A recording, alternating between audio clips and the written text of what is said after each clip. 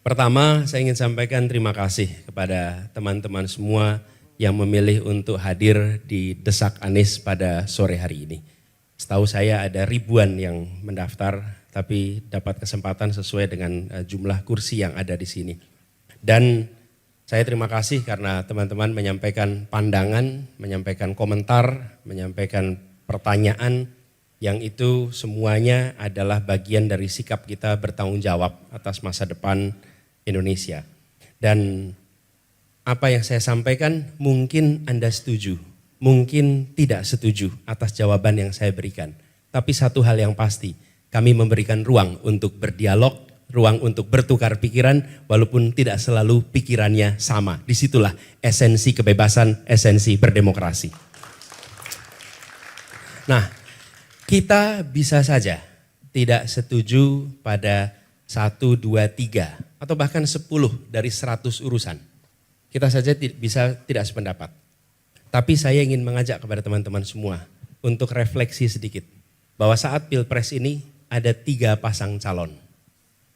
Dengan pasangan nomor 1, teman-teman ada Desak Anies. Sehingga Anda bisa mengecek apakah pikiran Anda dengan pikiran calon itu sama apa tidak. Setuju apa tidak. Anda bisa ngecek.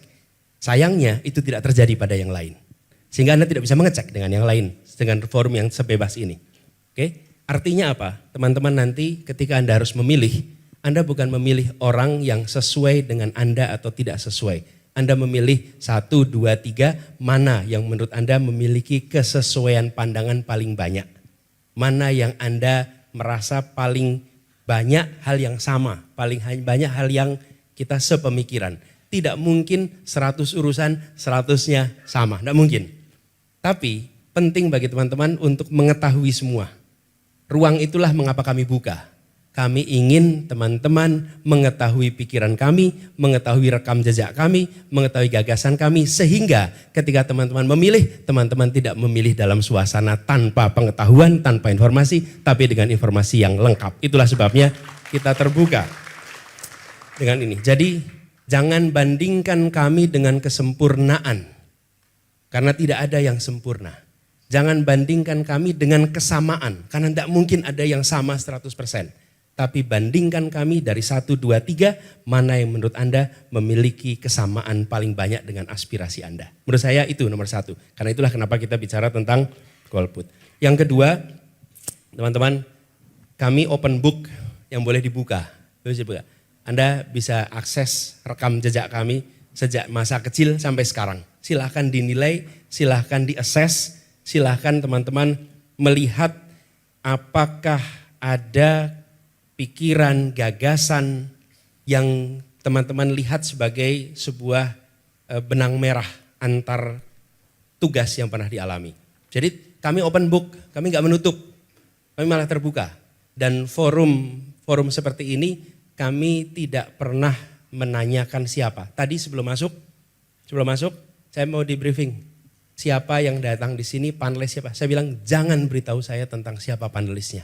Buat saya lebih baik saya objektif mendengar apapun yang ditanyakan tanpa saya punya prejudice atas apapun pikirannya sebelum masuk ke ruangan ini. Boleh tanya itu tadi ada yang mau memberitahu. Ini Pak pandangannya. Buat saya it doesn't matter. Karena kami ingin ada objektivitas di dalam berdiskusi. Bukan siapanya, tapi apa ide yang dibawa, apa gagasan yang dibawa. Dan saya ingin menjaga objektif itu. Yang ketiga teman-teman sekalian, ketika nanti bertugas, sebagaimana saya bertugas di Jakarta kemarin, atau bertugas di tempat-tempat sebelumnya, tidak mungkin saya akan bisa memuaskan 100% atas apa yang teman-teman harapkan. Tidak mungkin. Akan ada situasi di mana saya disetujui kebijakannya, akan ada situasi di mana saya tidak disetujui kebijakannya. Tapi satu hal yang pasti, kami membuka ruang diskusi, ruang perdebatan sebelum keputusan itu diambil. Dan itulah komitmen kami kepada rakyat Indonesia. Ada ruang yang terbuka untuk pembahasan. Ketika diambil keputusan belum tentu sama. Dan tidak mungkin ada keputusan yang sama dengan semuanya. Tapi satu hal, ruang itu ada. Dan itu dibuktikan dari mana? Dari ketika masa kampanye sudah dibuka ruang untuk berbeda pendapat, ruang untuk berdiskusi, ruang untuk bertukar pikiran. Jadi ini bukan sesuatu yang kami baru akan kerjakan besok. Kemudian yang terakhir teman-teman sekalian, jadi buat teman-teman yang masih mengambil sikap untuk golput, untuk tidak mengambil pilihan, maka kalau boleh saya menawarkan kepada teman-teman sekalian, ketika kita yang memiliki pengetahuan atas isu, yang memiliki kepedulian atas arah Indonesia ke depan, memilih untuk diam, maka hasil pemilu akan ditentukan oleh mereka yang tidak memiliki pengetahuan yang lengkap.